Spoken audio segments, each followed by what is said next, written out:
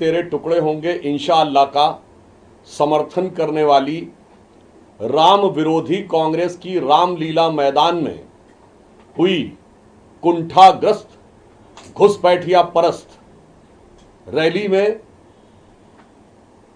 आदत से मजबूर होकर और फ्रस्ट्रेशन से भरपूर होकर प्रधानमंत्री श्री नरेंद्र मोदी जी के लिए एक बार फिर अपशब्दों का, अभद्र शब्दों का और गालियों का प्रयोग किया गया।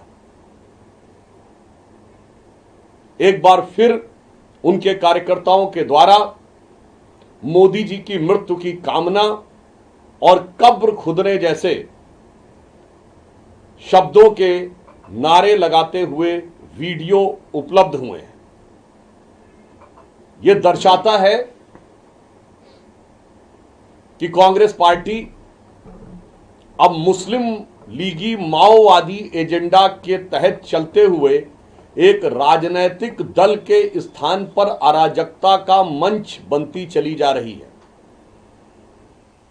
आपको राहुल गांधी जी की तारीफ करनी है, करिए, मगर प्रधानमंत्री श्री नरेंद्र मोदी जी के विरुद्ध इस ढंग के अपशब्दों का प्रयोग जो पहले भी किया गया है वो सर्वथा निंदनीय है।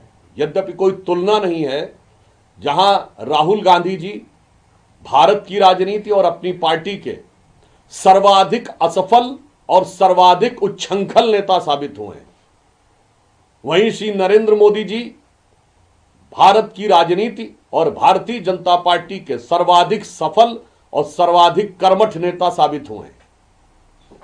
इसलिए अगर कोई उनके बारे में बोलता है तो दोनों में जमीन आसमान का अंतर है। और एक हिंदी में कहावत होती है, चांद पे थूका अपने सर पर, यानी कोई चांद पे थूकने का प्रयास करता है तो वो उसी की चांद पर आकर गिरता है। परंतु एक गंभीर बात यह है, हम लोगों ने कभी भी लोकतंत्र के उस काले दौर में भी किसी रैली में, इमरजेंसी के दौरान भी कांग्रेस के किसी नेता की मौत की कामना नहीं की गई है। 2007 के गुजरात चुनावों में मौत के सौदागर से लेके 2014 में मोदी जी के बोटी बोटी करने के बयान तक, 2019 में फिर मोदी जी की कब्र खोदने के बयान तक, 2022 के गुजरात चुनाव में मोदी जी को हैसियत सिखा देंगे कि मधुसूदन मिस्त्री जी के बयान तक, और 2025 के बिहार चुनाव में प्रधानमंत्री जी की पूज्य माता जी को गाली देने तक, जितनी बार कांग्रेस ने नफरत की है उतना ही जनता ने प्रधानमंत्री जी को मोहब्बत दी है। इसलिए कांग्रेस को यह समझना चाहिए कि आप जितना मोदी जी के खिलाफ विश्वमन करते रहेंगे उतना जनता का समर्थन प्राप्त होता रहेगा। और इतना ही नहीं, मुख्य चुनाव आयुक्त के लेकर ऐसे चित्र मीडिया में आए हैं कि उन्हें कैदी के रूप में दिखाया जा रहा है। अर्थात कांग्रेस पार्टी जो सत्ता में रहते हुए आतंकियों का नैतिक समर्थन करती रही है, वो अब संवैधानिक संस्थाओं में आतंक पैदा करने का प्रयास कर रही है। और देश की जनता भली भांति यह समझती है कि कौन व्यक्ति ऐसा है जिसके हाथ में आने से संविधान खतरे में होगा। इसलिए मैं कांग्रेस पार्टी से यह कहना चाहता हूं कि आप जितनी भी अभद्र शब्दों का प्रयोग जब तक करते रहेंगे, आपका परिणाम क्या होगा, मैं प्रधानमंत्री श्री नरेंद्र मोदी जी की तरफ से कहना चाहूंगा कि दरिया का सारा नशा उतरता चला गया, तू मुझको डुबाता रहा और मैं उभरता चला गया, और मंजिल समझ के बैठ गए जिस पे चंद लोग, मैं ऐसे कितने ही रास्तों से गुजरता चला गया।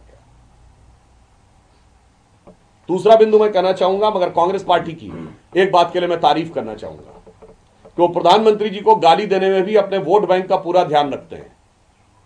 उन्होंने मोदी जी की कब्र खुदने की बात कही है, जबकि हिंदू धर्म में कब्र नहीं खुदती है और उनकी एक नेत्री ताबूत की बात कर रही है। हिंदू धर्म में न कब्र खुदती है न ताबूत होता है, बल्कि भस्म किया जाता है। अर्थात गाली देने की कुंठा में भी वोट बैंक के लिए जो छटपटाहट है, जो मोहब्बत है, वो काबिले तारीफ है कांग्रेस पार्टी की। तीसरा बिंदु मैं पूछना चाहता हूं कांग्रेस पार्टी से, कल केरल नगर निगम के चुनावों में तिरुवनंतपुरम में भारतीय जनता पार्टी ने शानदार सफलता हासिल की है। केरल में एलडीएफ की सरकार है और नगर निगम के चुनाव राज्य सरकार और राज्य सरकार का चुनाव आयुक्त करवाता है। वहां वोट चोरी किसने की? जब से कांग्रेस के नेता श्री राहुल गांधी जी केरल में गए हैं, हमेशा केरल में पिछले 30-40 सालों से एक बार कम्युनिस्ट गठबंधन की सरकार, एक बार कांग्रेस गठबंधन की सरकार आती है। परंतु यह पहली बार हुआ है लंबे समय के बाद कि जब कम्युनिस्ट गठबंधन की सरकार यानी एलडीएफ सत्ता में थी और कांग्रेस दोबारा चुनाव हार गई, यूडीएफ फिर चुनाव हार गई और सत्ता में नहीं आ पाई। मैं कांग्रेस पार्टी से पूछना चाहता हूं, तुम्हारा वोट किसने चोरी किया? कम्युनिस्टों ने। भारतीय जनता पार्टी तो वहां पे है नहीं। और नगर निगम के चुनावों में जहां जहां कांग्रेस पार्टी कम्युनिस्टों से हारी है केरल में, और जहां जहां कम्युनिस्ट पार्टी कांग्रेस से हारी है, किसने किसका वोट चोरी किया है? इस बात का मुझे सीधा सपाट जवाब चाहिए। अन्यथा मैं पुनः कहना चाहता हूं, कांग्रेस पार्टी अब एक राजनीतिक दल से अधिक अराजकता का मंच बनती जा रही है। एक कांग्रेस पार्टी जो एक दौर में जो दावा करती है, महात्मा गांधी जी से लेके लोकमान्य तिलक, सरदार पटेल, सुभाष चंद्र बोस जी जैसे बड़े बड़े नेताओं की विरासत का दावा करके स्वतंत्रता संग्राम का नेतृत्व कर रही थी, वो कांग्रेस पार्टी आज भारतीय राजनीति के लिए एक अभिशाप के समान होती चली जा रही है। वीके न्यूज, राष्ट्र के नाम।